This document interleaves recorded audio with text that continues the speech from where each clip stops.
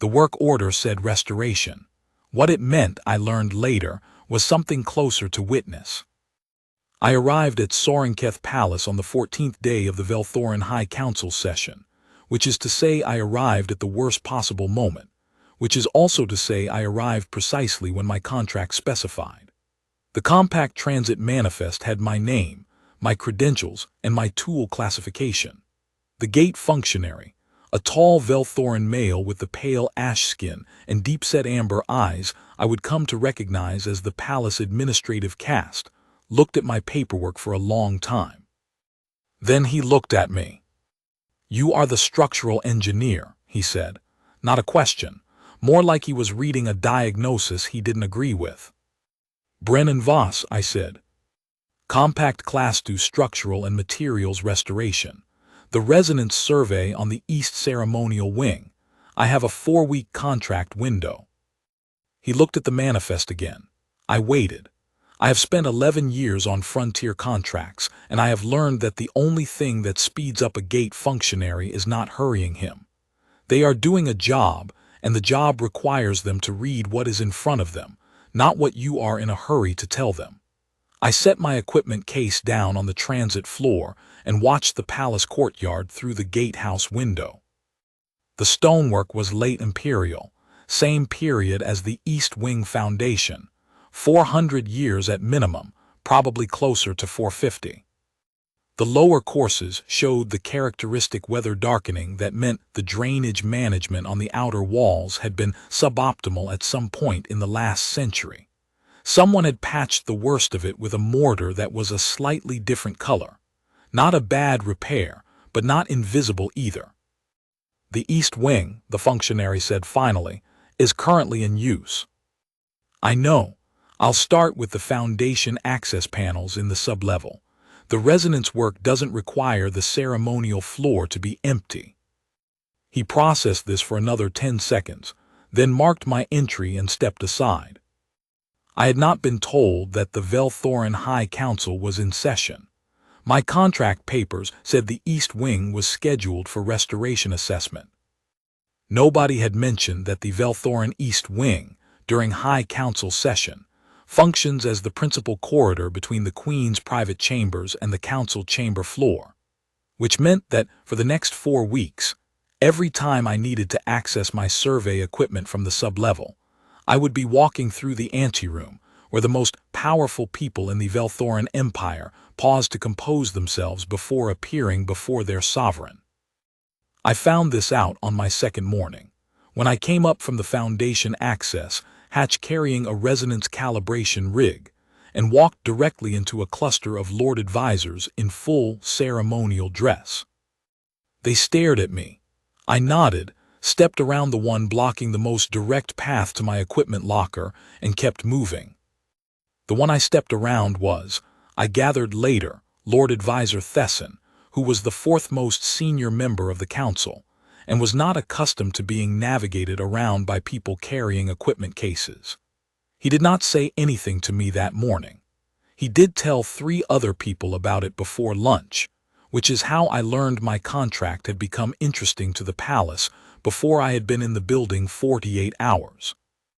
That was, I was told later, considered either very brave or very stupid. The Velthoran court had a long institutional memory of which humans had been which. A human contractor who did not perform deference on schedule was either someone who didn't know better or someone who couldn't be managed into it. The court spent the next several weeks deciding which category I belonged to, and eventually concluded with some apparent frustration that I was the second kind, not because I was defiant, but because I genuinely did not have a register for performing things I didn't feel. My mother used to say I had been born with a missing gear. She meant it as a mild criticism. 11 years of contract work had taught me it was also occasionally an asset. I spent the first week in the sublevel, which suited me. Foundation work has its own rhythm. You spend more time listening and measuring than you do touching anything, because the wrong intervention at the wrong point in a load sequence can make a marginally damaged column into a failed one.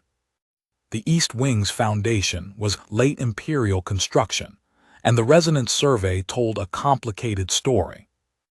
The stone itself was remarkable. Velthorin late imperial quarry work used a basalt composite that has a natural crystalline resonance pattern. When you run a calibrated pulse through it, it rings back with information about structural integrity the way a bell rings with information about the bell. Clean ring, sound stone. Dampened ring, void or fracture. A flat return means the material is compromised through the full section.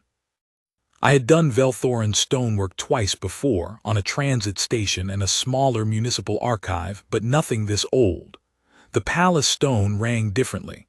Longer sustain, richer harmonic content.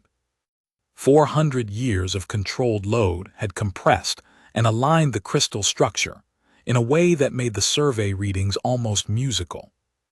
3 of the northeast quadrant columns did not ring cleanly.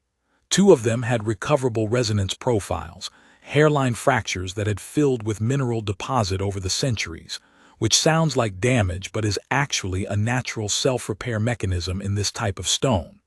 The 3rd column was the problem. Its return signature was wrong in a way that took me 2 full days to understand, because the wrongness wasn't the stone itself. The stone was good. What was wrong was a repair someone had made at some earlier point.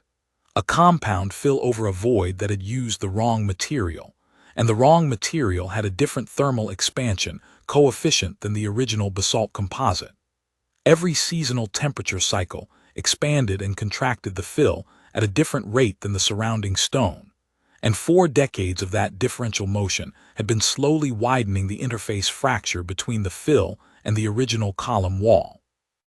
It had not failed yet because the original stone was taking the load. But the original stone was doing the work of the fill plus its own work, and eventually, in another decade, maybe 2, maybe less if the palace heating system had a bad winter, the arithmetic would run out. I documented everything, ran my calculations twice, and wrote a preliminary report that was 11 pages long and included material failure projections at 5-year intervals. When a foundation goes wrong in a building this old, it goes wrong fast and it goes wrong everywhere at once. I don't write short reports about things like that. On the 6th day, I came up from the sub-level at the end of my working shift and found the anteroom empty except for one person. She was standing near the east window, looking out at the palace gardens. She was tall. All Velthorin are tall relative to humans, but she was tall even by their standard, with the kind of stillness that isn't absence of motion, but rather a quality of having decided not to move. Deep indigo-black skin, the kind that holds light rather than reflecting it, with very faint bioluminescent silver tracing along her collarbone and the line of her jaw. Dark hair pinned up in the formal court style. She was wearing something that looked like working clothes by Velthorin court standards, which still meant more formal than anything I own. I recognized her. I had seen the formal portrait in the palace entrance gallery.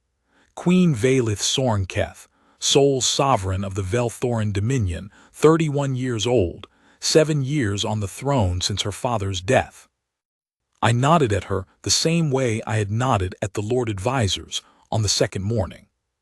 She turned from the window and looked at me with large pale silver eyes that had a very faint luminescence around the iris, like moonlight caught in still water. The look was not imperious. It was more like the way an engineer looks at a structure she has not assessed yet, careful, unhurried, taking in information without committing to a conclusion.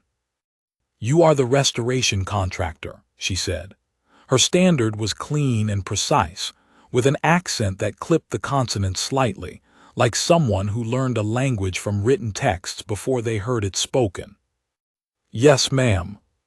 "How is the foundation?" 3 columns need attention in the northeast quadrant. "Not urgent, but it should be addressed before the next decade, or the repair sequence becomes significantly more complicated." She nodded slowly, still watching me. "When you came through the anteroom this morning, Lord Advisor Thesson moved to speak to you. You walked past him."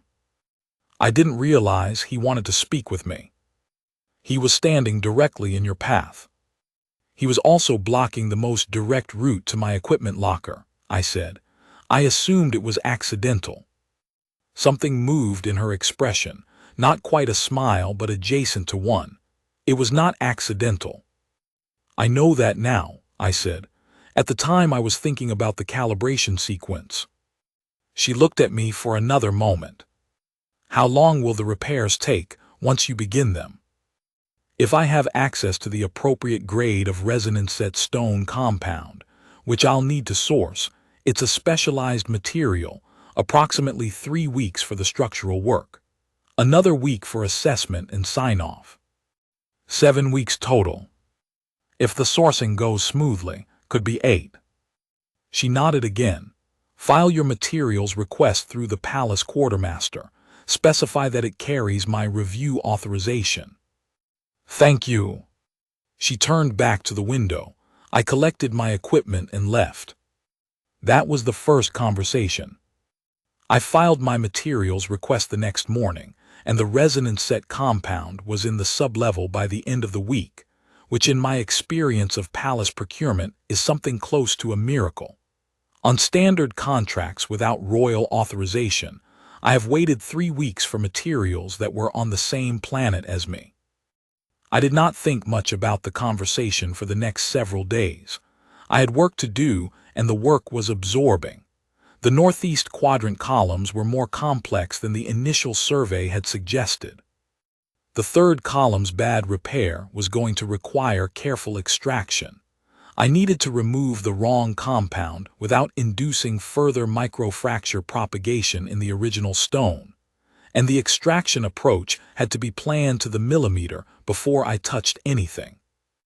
I am by professional habit methodical about planning. Some engineers are fast and intuitive. I am neither. I am the kind of engineer who writes things down and checks them twice and thinks carefully about what could go wrong before touching anything, and as a result the structures I work on tend to stay standing. I am not interesting. I am reliable.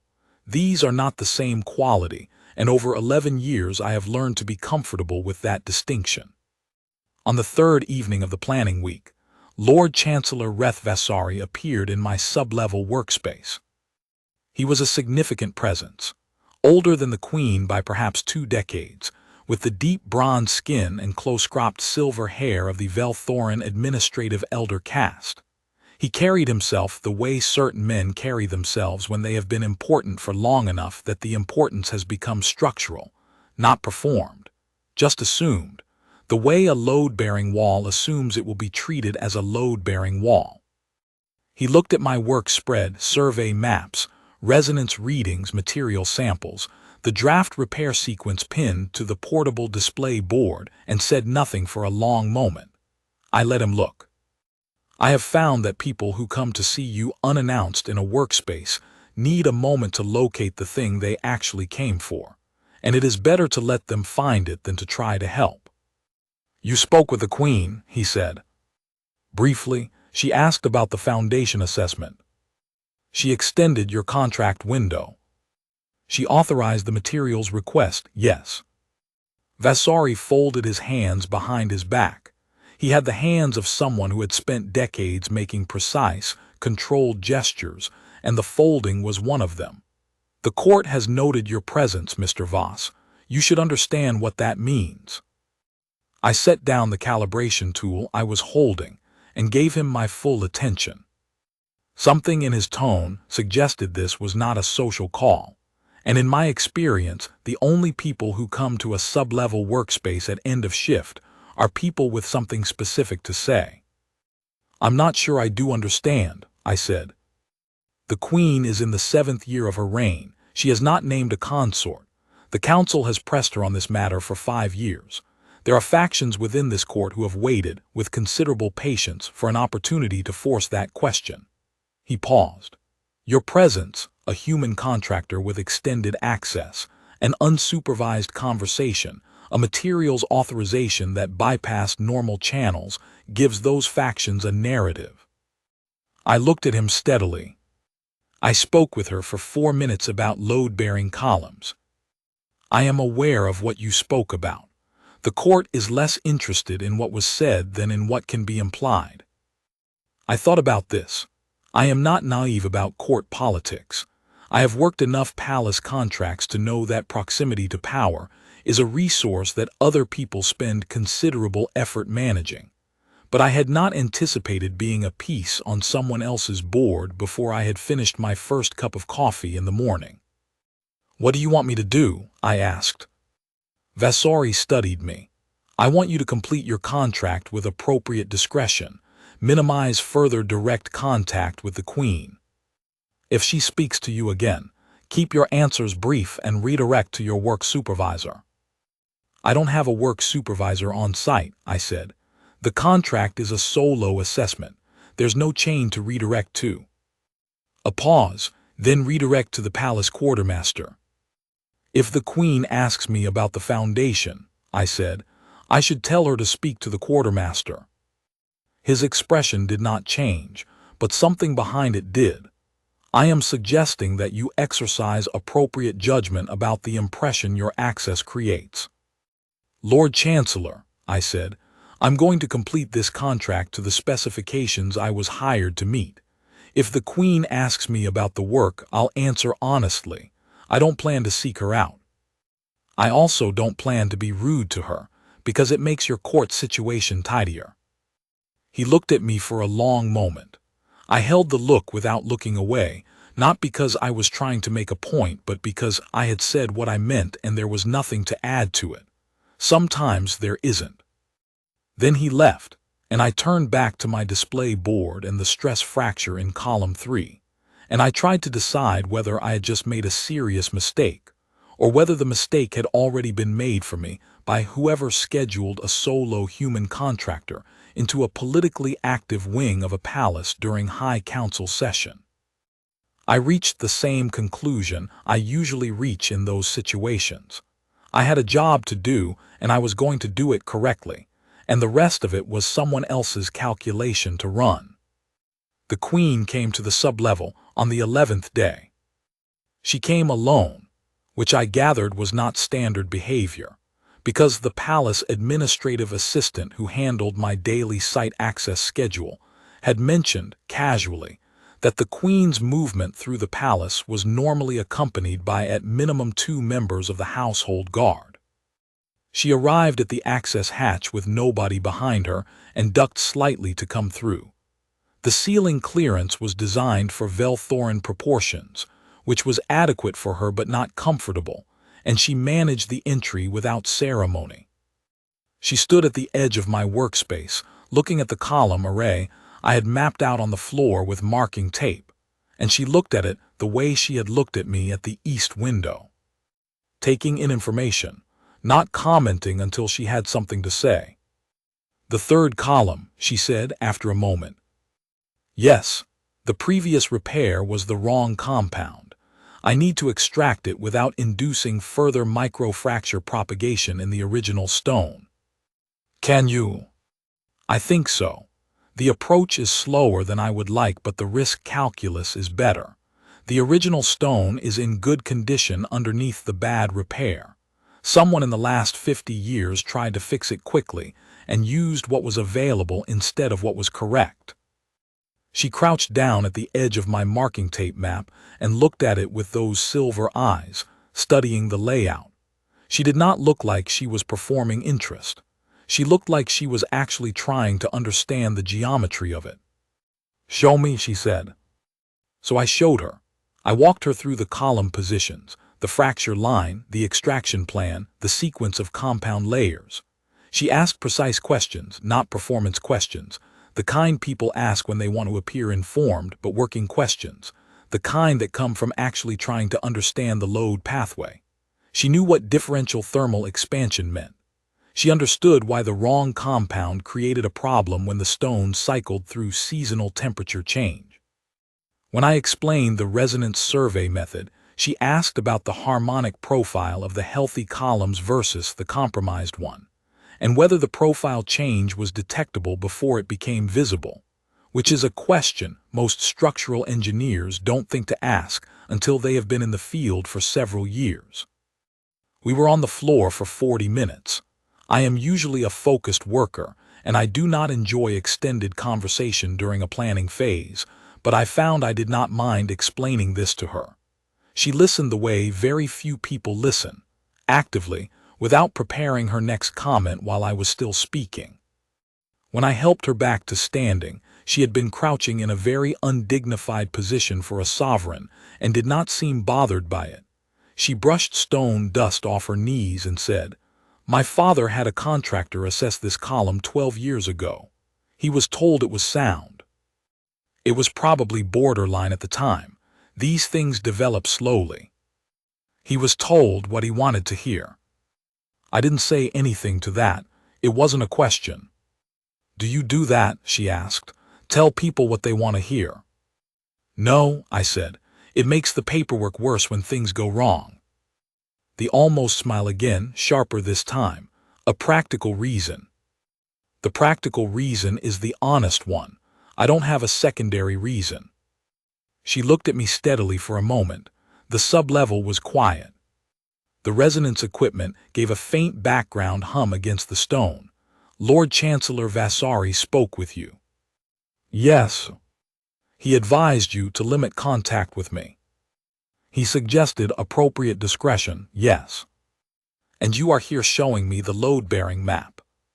"You came to the sub-level," I said. "I'm not going to be rude to you because it makes the court's politics tidier." Those silver eyes held very still. "That is almost exactly what you told him." "It's what I think." "Most people in this palace tell me what they think I want to hear," she said quietly, "or what they think will serve them. It is unusual to speak with someone who appears to simply be saying the thing that is true." "I don't know enough about your court to calculate what would serve me," I said. "So I say what's true. It's the only approach I know how to run." She nodded once, very deliberately, like a decision being made. Then she climbed back out through the access hatch. I stood in the sub-level for a while after she left, looking at the column map on the floor, and I thought, something is happening here that I do not fully understand, and the part I don't understand is probably the part that matters most. Then I went back to work, because the extraction sequence wasn't going to plan itself. The extraction took 4 days. It went well. The wrong compound came out in controlled sections, the microfracture propagation stayed within the predicted range, and the original stone surface underneath was in better condition than my conservative projection had assumed. The crystalline structure was intact. The resonance profile of the exposed base stone was clean and strong, the kind of reading you get from material that has been doing its job correctly for a long time, and just needed someone to remove what was interfering with it. I was aware, during those 4 days, that the palace had changed its quality of attention around me. It was not dramatic. Nobody came to the sub-level. No one said anything to me in the corridors that was different from what they had said before. But the administrative assistant who handled my site access schedule was slightly more careful with his phrasing than he had been in the first week. And the kitchen detail that brought contractor meals to the East Wing staging area had started including a small additional item. A cup of something warm, or a piece of fruit from what I was told was the palace garden, that had not been part of the standard contractor provision. I ate what was given to me and said thank you, and did not read it as anything except ordinary human decency, because, in my experience, most things that feel significant are ordinary human decency once you get close enough to see clearly. Meth Vale appeared in the east corridor on the 18th day and asked, with the careful casualness of someone who had thought about how to phrase a question, whether I had any concerns about my contract position. "No," I said. "The extraction went well. I'm midway through the compound fill." "I meant," he said, "concerns of a broader kind." "I know what you meant." I looked at him. He was younger than I had initially taken him for, late 20s, maybe 30, with the patient, watchful quality of someone who had learned early that information was the currency of palace life, and that the most durable kind came from paying attention rather than asking directly. "I appreciate the check-in. I'm all right." The Lord Chancellor has been making inquiries, he said, about your credentials, your contract history, your compact standing. Let him, I said. Everything he'll find is accurate. I do good work and I don't cut corners and I have never misrepresented a structural assessment. I paused. If he's looking for something to use against me, he is going to be disappointed because I am genuinely as uninteresting as I appear. Meth Vale looked at me for a moment. Then he said, carefully, she is not uninteresting, and people in this court have spent 7 years trying to make her smaller than she is. You should know that, in case it helps you understand the shape of what you've walked into. I know the shape, I said. I just don't know what I'm supposed to do about it. I don't think you're supposed to do anything, he said. I think you're supposed to keep being what you are, which is, as far as I can observe, someone who says the true thing and then gets back to work. He left. I thought about that for a while. Then I finished the compound application for the day and went back to work. I was 2 days into the compound fill when the Lord Chancellor moved against the Queen. I was in the anteroom at the wrong moment, which I suspect was not accidental on the part of whoever scheduled the council session for that hour. I was accessing my equipment locker when the chamber doors opened, and the Queen walked out with Vasari 2 steps behind her, speaking in rapid Velthoran that my translation implant caught imperfectly. The implant handles standard and trade dialect, but formal court speech moves faster than trade dialect and uses register marking particles that my model had not been trained on. What I understood was approximately. A motion had been entered before the council. A formality request, as far as I could parse it, requiring the Queen's compliance before the end of the session year. Something about the structure of succession. The Queen stopped walking. She turned and looked at Vasari with an expression that was very, very still. Then she looked at me. I was standing at my equipment locker, holding a calibration rig, and I genuinely did not know whether I should say something or stay quiet. My instinct with powerful people in the middle of tense conversations is to be as invisible as possible.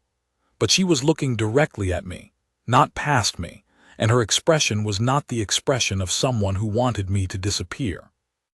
Vasari noticed her looking. He turned.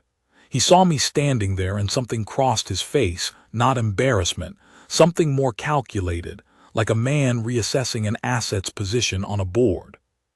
Mr. Voss, he said, smooth and controlled, perhaps this is not the moment.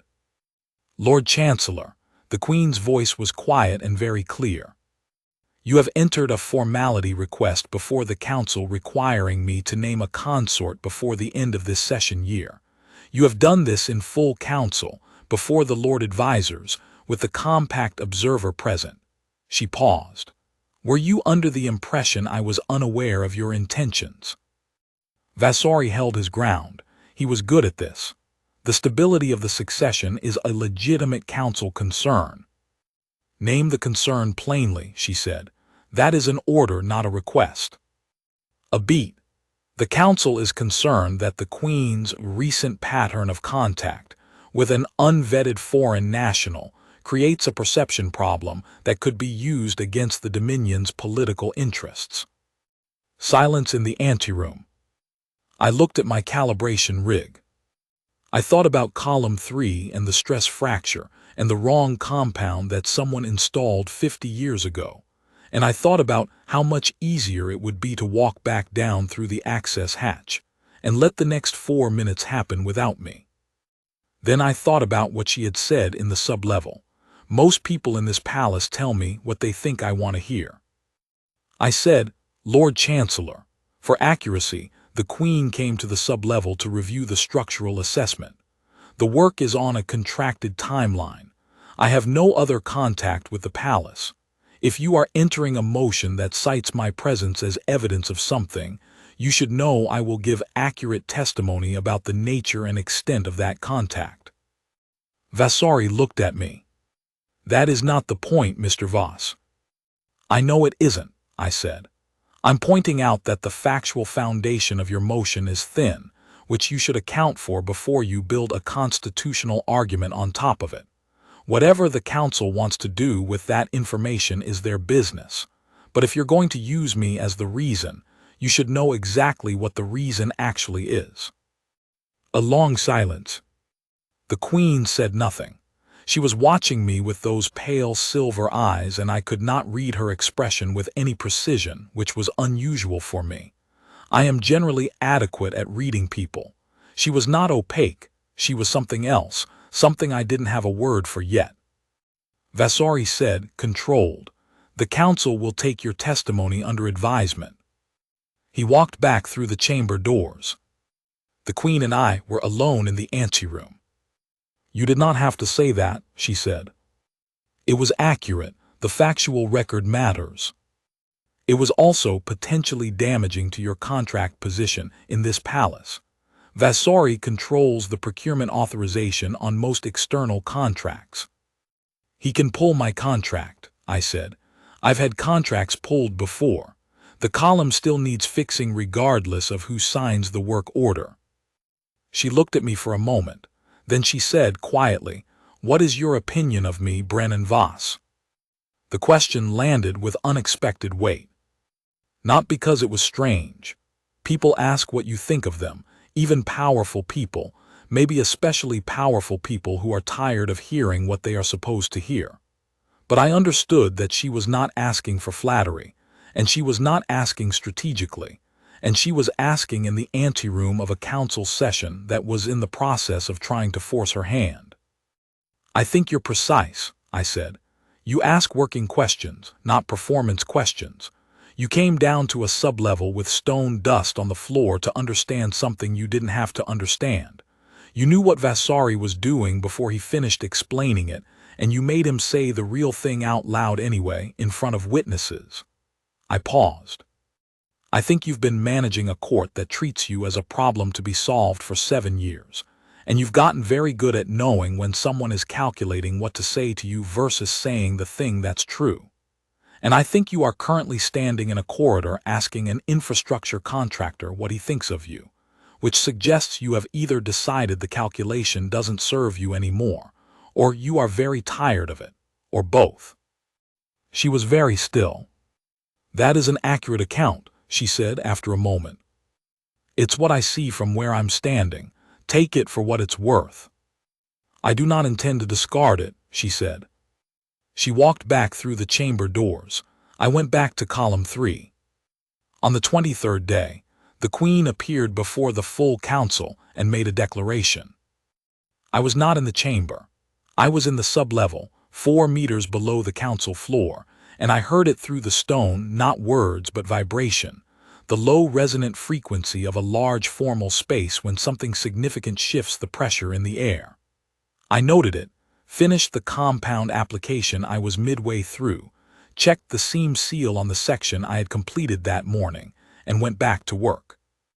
Councillor Meth Vale, a young Lord Advisor who had been consistently pleasant to me in the corridors, in a way that suggested he was either genuinely decent or strategically aligned with someone who thought it mattered to be pleasant to the contractor, came to find me 2 hours later. He climbed down through the access hatch with the careful dignity of a tall man navigating a space built to different specifications, and stood at the edge of my workspace. "She named you," he said. I set down my tool. "She declared before the full council, the compact observer, and the assembled Lord Advisors that she has chosen a human contractor as her intended consort." He paused. "She cited competence, integrity, and the specific quality of saying the thing that is true." He watched my face. "The council chamber is currently in what I would describe as a controlled uproar. Vasari's faction is invoking 3 separate succession statutes simultaneously." The compact observer transmitted to the Bureau 11 minutes after the declaration. "It will be in the relay feeds by tonight." I looked at the column I was repairing. The compound fill was setting correctly. The seam profile was clean. I had 3 more days of application work before the cure sequence. "She didn't speak to me first," I said. "No," said Meth Vale. "I don't think she was asking permission." That was, I reflected, accurate.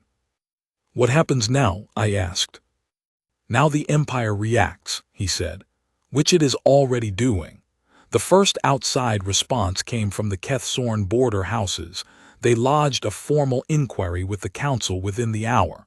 Vasari is preparing a constitutional challenge. The Queen has declined to receive anyone and is in her chambers. Anyone except. He looked at me steadily. She has not requested your presence. She has declared, and she is waiting. I thought about that.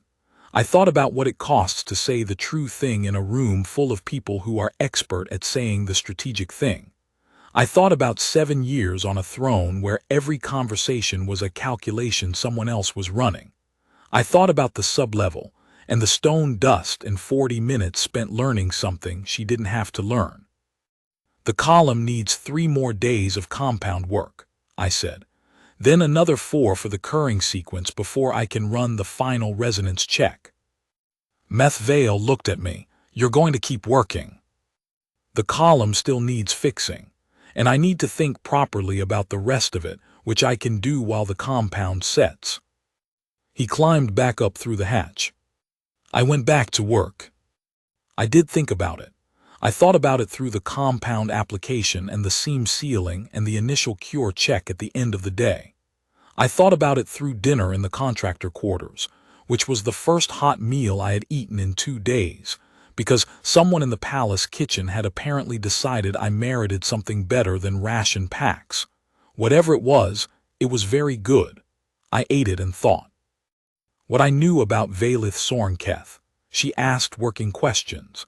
She came to the sub-level alone.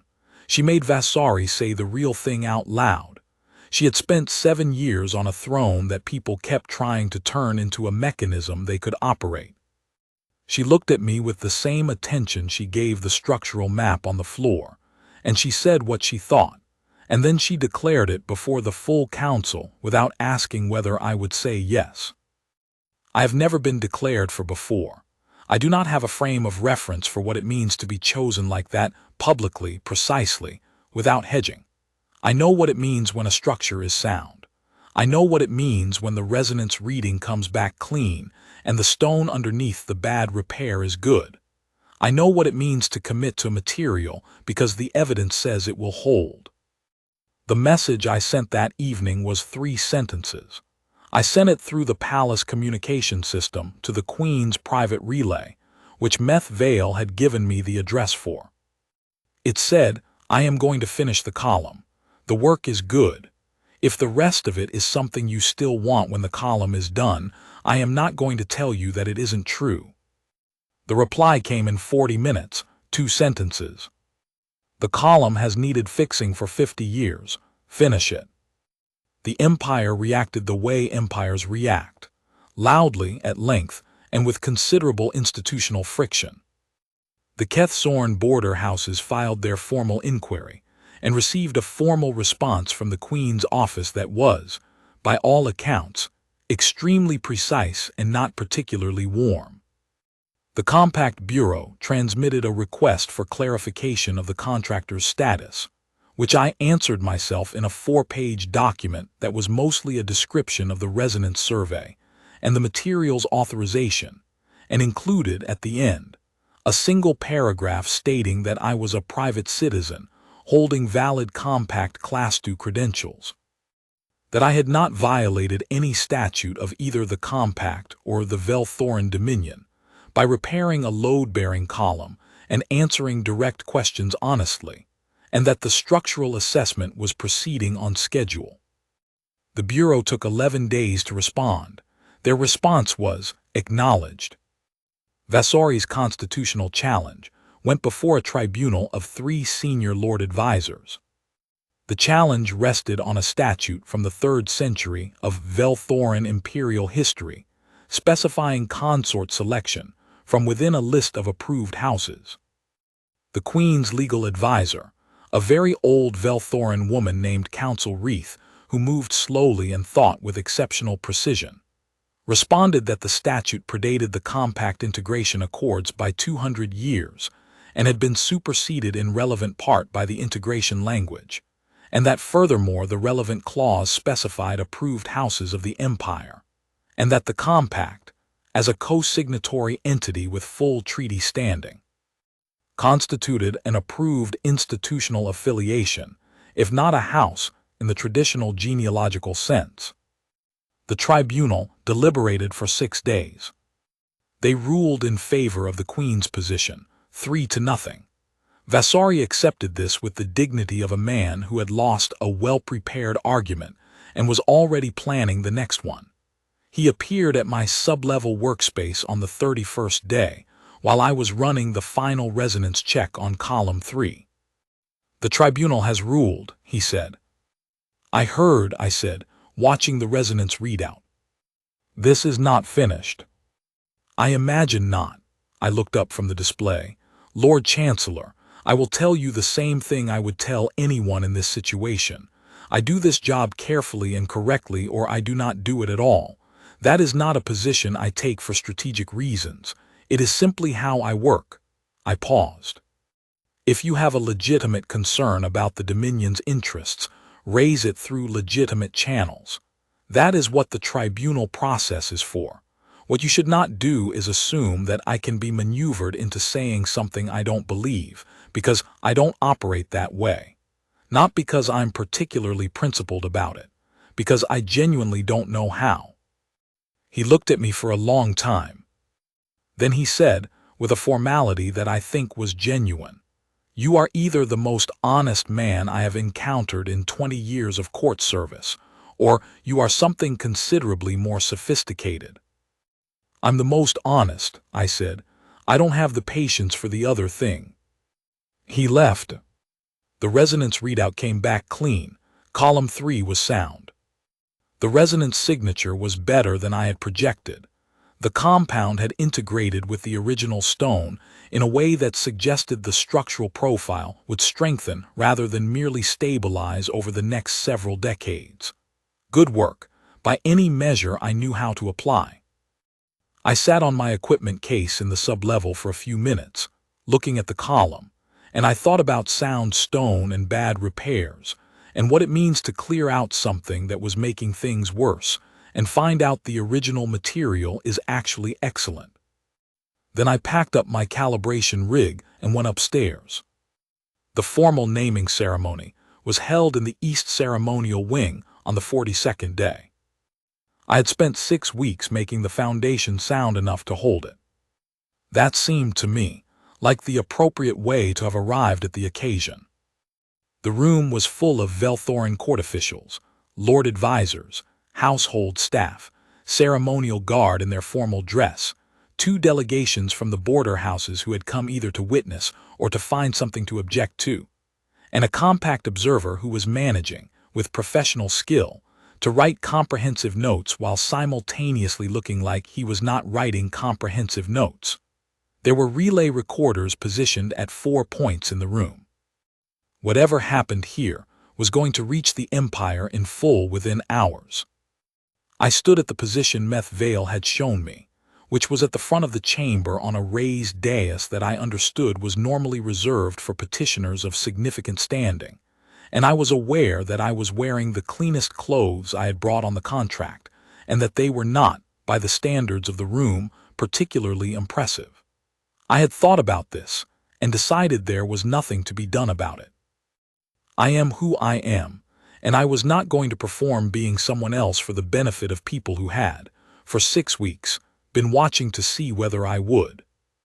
The Queen walked in formal procession from the council chamber, which is about 40 meters and takes, in Velthoran ceremony, approximately 12 minutes. She was in full court dress, deep indigo fabric that matched her skin tone in a way that seemed deliberate, formal silver ornament at the collarbone over the bioluminescent tracing, hair arranged in a style I had not seen before, more elaborate than the council sessions, formal in a way that was also clearly intentional rather than merely habitual. She moved the way she did everything else, with the quality of having made a decision and being at peace with it. She stopped in front of me. "Brennan Voss," she said, in standard, clearly, so that the compact observer and every relay recorder in the room could hear it without ambiguity. I name you my intended consort and ask before this assembly whether you accept the declaration. She was watching me with those pale silver eyes and the expression I still did not entirely have a word for, not performing, not calculating, simply present and waiting and trusting that I would say the true thing. I knew what the calculated answer was. I knew what the politically careful answer was. I knew what the hedged, provisional, let me consult with the Bureau answer was. I said yes. Just that, one word, in a room that had gone completely quiet. The silence held for a moment. Then the Queen's expression completed the move it had been making since the east window on the 6th day, and it was not a near smile anymore.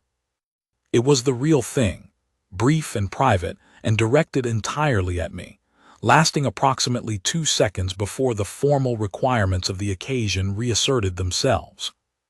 "Then it is settled," she said for the room.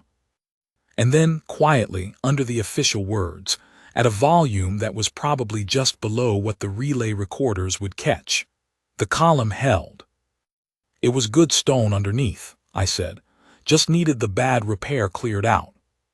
Counsel Reith, standing 3 steps behind the Queen with her hands folded and her expression professionally composed, made a sound that might have been a suppressed laugh.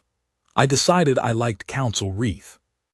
The empire outside, the palace kept reacting for months. The relay feeds ran 17 consecutive days of coverage, which I was told was unprecedented for an internal dominion matter. The border houses sent delegations, most of which were received with the precise warmth the Queen apparently reserved for people who were performing concern they did not feel. The Compact Bureau issued 4 separate clarifying documents, the 4th of which I helped draft, because by that point the Bureau's legal team had decided they would rather have my actual account than continue interpreting my 4-page structural survey response. Vasari filed 2 more challenges through channels that were progressively less well-positioned to receive them.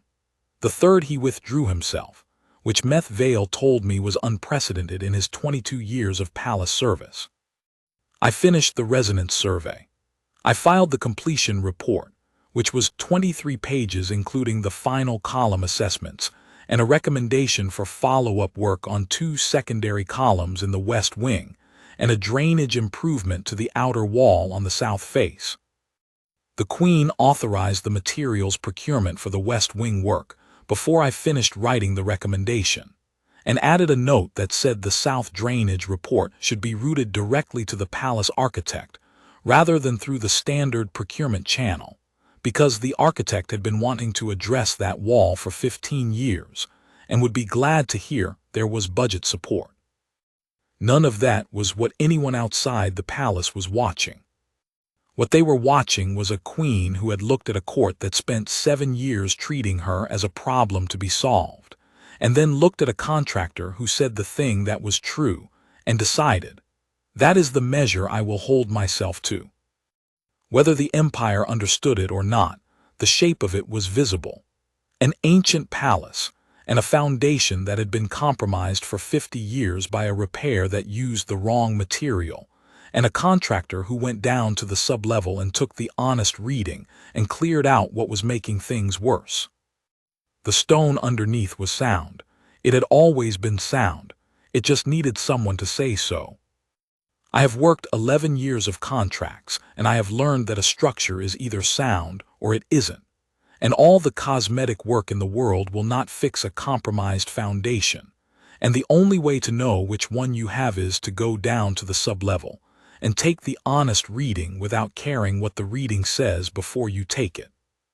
Column 3's resonance profile was better at the 8-week follow-up than it had been on the day I finished the repair. That was enough for me. It was, as far as I could tell, enough for her too.